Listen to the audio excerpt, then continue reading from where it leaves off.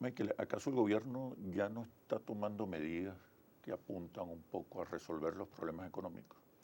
Yo creo que el gobierno ha tomado medidas parciales, importantes, temas de precios, ha hecho un ajuste muy significativo en el tema de importaciones, ha tratado de sincerar parcialmente, sin desmontar el control cambiario a través del DICOM, dejar flotar de una manera muy poco tradicional la moneda, pero son todas medidas parciales y son medidas que no están ancladas sobre un cambio de expectativas, no solamente a nivel del sector privado, sino de la población en general, que te permitan estabilizar económicamente a Venezuela y que te permitan sobre todo que el sector privado empiece a retomar la actividad productiva y empiece a poder tener acceso, independientemente del gobierno, a las divisas que requiere para poder producir. ¿Y qué está pasando? Porque las encuestas Interlaces revelan que hay consenso nacional con respecto a medidas, con respecto a ajustes en la política económica. Yo creo que en el fondo no hay un convencimiento político de que este es el camino. Y lo que ocurre es que este es el camino, o sea, aquí hemos convertido el tema de estabilización macroeconómica, que es un bien público, que es algo que todos los países de izquierda o de derecha tienen, en un problema político. Es decir, tú tienes que proveer ese bien, tú tienes que poder estabilizar la economía y tú puedes debatir sobre cuánto mercado tienes en función de las regulaciones. ¿Y qué está pasando realmente? Lo que está pasando es que no hay un convencimiento que el mecanismo de mercado puede operar y que puede operar para asignar divisas, que puede operar para distribuir y asignar bienes y servicios. En fin, hay una suspicacia sobre la capacidad del mercado de poder ser un mecanismo funcional que estimula la productividad. Entonces, ¿qué tienes? Que en el fondo avanzas, pero avanzas de manera muy parcial.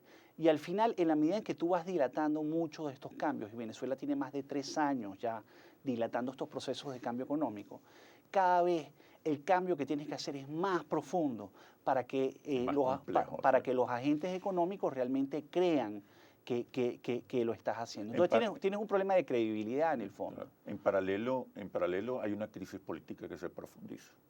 Sin duda, y la crisis política es una crisis compleja, que para mí no solamente una crisis alrededor del conflicto de poderes, que sin duda tiene un componente muy importante en el conflicto que hemos visto entre el poder legislativo y el poder ejecutivo, sino que sobre todo es una crisis de alternabilidad, porque en el fondo en Venezuela para el gobierno se ha vuelto una idea como prohibitiva, decir, bueno, yo puedo estar en la oposición y volver, porque piensa que sencillamente los costos políticos que va a pasar, que va a tener que experimentar producto de ese cambio son tremendos. Y para la oposición, estar en la oposición, que ha estado durante 17 años, también se vuelve muy costoso. Entonces, el país tiene que hacer unos ajustes, no solamente en el plano económico, tiene que hacer unos ajustes también en el plano institucional y político, que permitan que ambos grupos tengan garantías mutuas y que ambos grupos puedan realmente convivir en un espacio político que dé la estabilidad que requiere el país para poder enfrentar los retos estructurales que tiene. Pero ninguno de los dos, tú lo has dicho, está haciendo política. Es decir, tanto uno como el otro pretende sacar al adversario del juego. Aquí no se está hablando de cohabitación, de convivencia, de alternancia. Aquí se está hablando de salida, de cambio, de desalojo. En esas circunstancias es posible llegar a una negociación donde todos tengan cabida. Fíjate, vamos a ver el tema en dos niveles. En un nivel político, ¿qué tienes? Un gobierno débil con un gran control institucional, sobre todo de los distintos poderes, salvo el poder legislativo, y tienes un gobierno que también ha perdido su conexión discursiva, retórica con la población, su capacidad de vender futuro. Y tienes una oposición que es electoralmente fuerte, que políticamente está fraccionada, aunque unida alrededor de las elecciones, y por lo tanto con dificultad para coordinarse estratégicamente, y una oposición que no tiene prácticamente influencia o capacidad de influir en las políticas públicas o en la institucionalidad, porque la Asamblea Nacional ha sido básicamente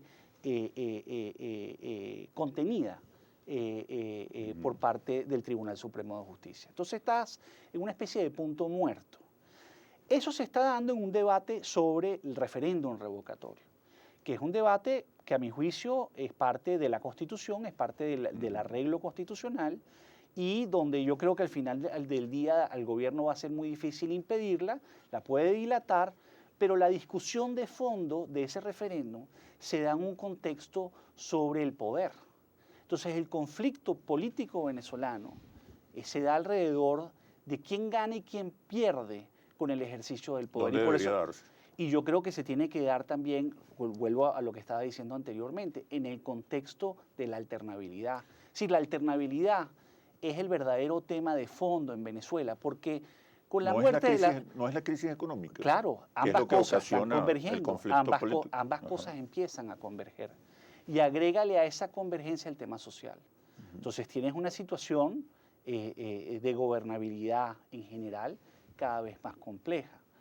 Pero creo que si tú no tienes una respuesta económica, no tienes una respuesta institucional de fondo y no tienes capacidad de generar expectativas de cambio social, el país va a tener una viabilidad muy limitada en el futuro. En ninguno de los dos bandos está esa agenda. En ninguno de los dos bandos está Pero es que esa Incluso agenda, tú has dicho que no están haciendo política ninguno de los dos. Yo creo que la agenda del país pasan por esos tres vértices. Que no están, ¿no? Y son dimensiones muy importantes, claro, muy profundas. Y el país, digamos, la política y el conflicto es parte normal de cualquier sistema. Lo que tienes que tener es una capacidad institucional para intermediar ese conflicto. Y por eso es que Venezuela ha entrado en el plano, o sea, el conflicto político venezolano ha entrado en el plano internacional, claro, porque básicamente no tienes ese marco institucional que te permita llegar a esos acuerdos mínimos que ayuden a que el país confronte los cambios económicos, sociales y políticos que requiere. El desabastecimiento se está agravando. Estamos a las puertas de una explosión social, es decir, ese ingrediente vamos a colocarlo en el debate y dime cómo observas tú el calentamiento social. Mira, la aceleración inflacionaria ha implicado una caída del ingreso real de los venezolanos y de su poder de compra realmente dramática. Y en un ambiente donde tienes menos productos, porque has estado importando menos, has estado recortando importaciones y no tienes capacidad productiva porque el sector privado no ha podido responder adecuadamente. Y depende mucho de la materia prima. Y no ha podido responder adecuadamente porque no tiene acceso a la materia prima y además está sobreregulado. Sí. Lo que ocurre es que la población se ha vuelto más dependiente del acceso a esos productos regulados, que cada vez son más escasos. Y esos productos además están intermediados por grupos que arbitran o revenden esos productos. Entonces, al final ha generado allí las políticas públicas, no el sector privado, no la situación petrolera venezolana. Es decir, las políticas públicas y el modelo económico ha generado esa situación. Esa situación es conflictiva socialmente per se, estructuralmente conflictiva. La pregunta es, bueno, ¿lo puedes desmontar? Yo creo que sí lo puedes desmontar, pero requiere de una política social directa, muy agresiva, y requiere de una política de apertura hacia el sector privado que permita cambiar las expectativas y que permita que el sector privado... Subsidios directos y incorporación de la empresa privada, claro, como actor fundamental. Sí. Y eso creo que puede normalizar la situación, no inmediatamente, pero relativamente rápido. ¿Qué nos espera, Michael? ¿Qué nos espera en los próximos meses cuando uno observa que la polarización se acentúa, que el conflicto político se agrava, que los niveles de desabastecimiento son cada vez más dramáticos, que es probable un incremento en los niveles de conflictividad social? Pero la respuesta, por favor, cuando regresemos a los comerciales.